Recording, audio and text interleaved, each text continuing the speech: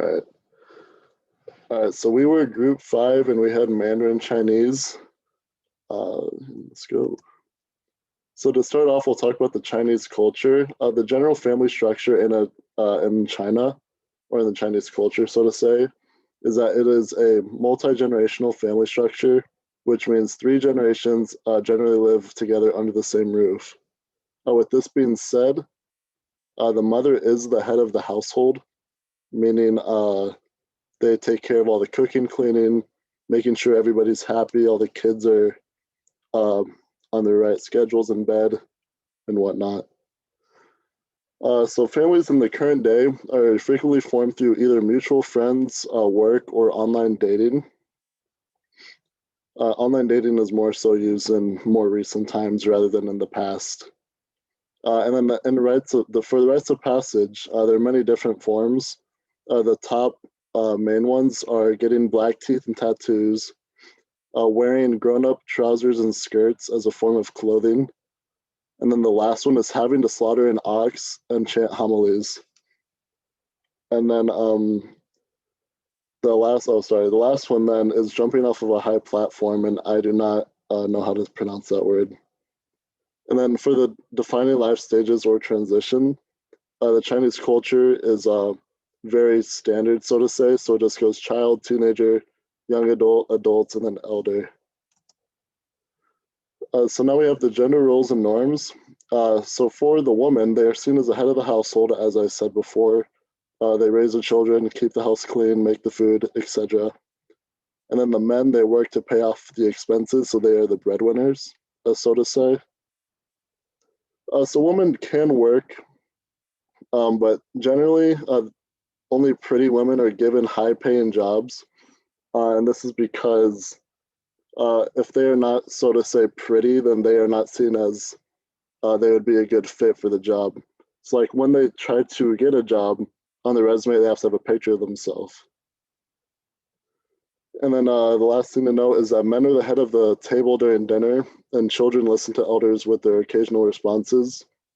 Children cannot challenge elders' privilege, as this is seen to ruin family harmony. And then discipline in China has changed over the last few years. So before 1986, corporal punishment was frequently used in schools where the teachers could physically and emotionally abuse the students, but that ended in 1986 when it became illegal.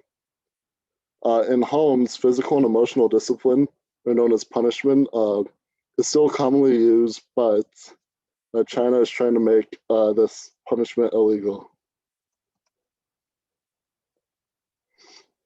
So for food considerations, they generally can eat anything that they want because there's no banned foods, but their Chinese culture prefers them to live a healthy lifestyle, so they tend to avoid junk food and they eat healthy, low-calorie meals instead.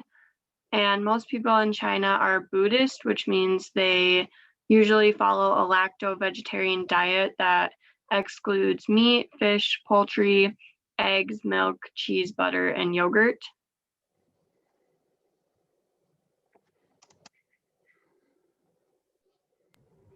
So for important traditions and holidays, American culture is future-oriented and it values rationalism, whereas traditional Chinese culture is more past-oriented, which holds respect for tradition and kinship ties. American culture values horizontal dimensions of interpersonal relationships, such as like with peers or coworkers, whereas traditional Chinese culture emphasizes vertical dimensions of interpersonal relationships, such as with supervisors or elders. The historical mindset of the Chinese people also results in a preference for the old interpersonal relationships. Therefore, Chinese people tend to trust people that they know more than they do strangers, and they put a lot into maintaining a relationship. Some important holidays. New Year's Day, which is just the International New Year. It's the least traditional of the yearly Chinese holidays. The Chinese New Year, which is Spring Festival. It's the most important of the Chinese holidays. The date varies from year to year, but is usually celebrated in late January or early February. has a strong focus on ensuring good luck and negative talk is discouraged. The unlucky number is 4, which should be avoided. Next is the Tomb Sweeping Day, which is April 4th through the 6th, while the rest of the day is for family outings. Labor Day, also known as May Day, lasts 2 to 3 days, and then a few other ones. There's the Dragon Boat Festival, the Mid-Autumn Festival, which is China's harvest celebration, and the Chinese National Day. And at USD, the MUC is actually hosting the Asian Lunar New Year, which is the year of the ox, this February.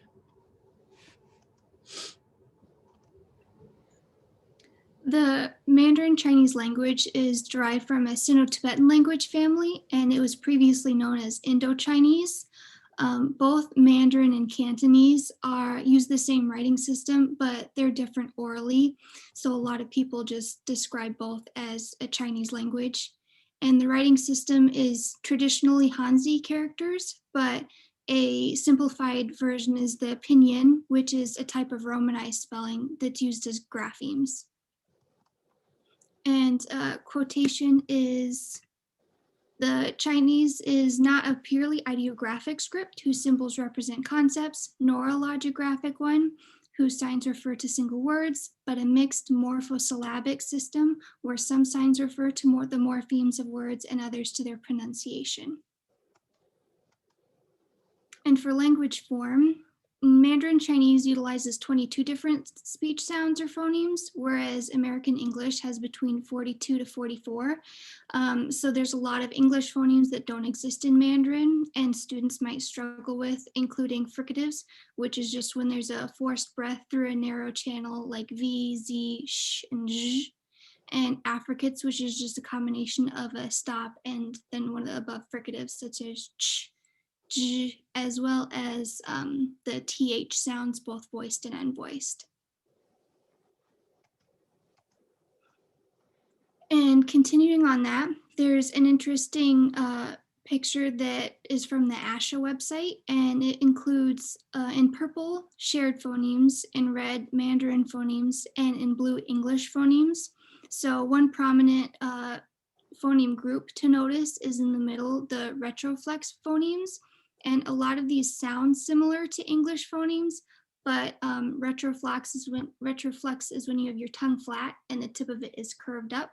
So it's actually a very different pronunciation. And in a quotation, in addition to final consonant deletion, a lot of substitutions occur for Mandarin speakers for the phonemes that they can't differentiate or might not hear the difference for, and those are listed. And language form continued. There is a number of linguistic features that are different between Mandarin and English, and those are listed on the side. An additional and more prevalent one is there's a tendency to pronounce multisyllabic words syllable by syllable in a telegraphic manner. And for language content, Mandarin is a tonal language. So instead of using stress and intonation, each word has a variation of tones, and that creates a lot of homographs, which there's a linked video if anybody wants to look at that. But a word can have the same spelling, but a variety of pronunciations and therefore a variety of different word meanings. And morpheme use and tense, therefore, has a lot of differences. And in Mandarin, the listener or reader is responsible for greater inferencing than in English. And because they're from different families, there are no true cognates, but there are loan words between the two.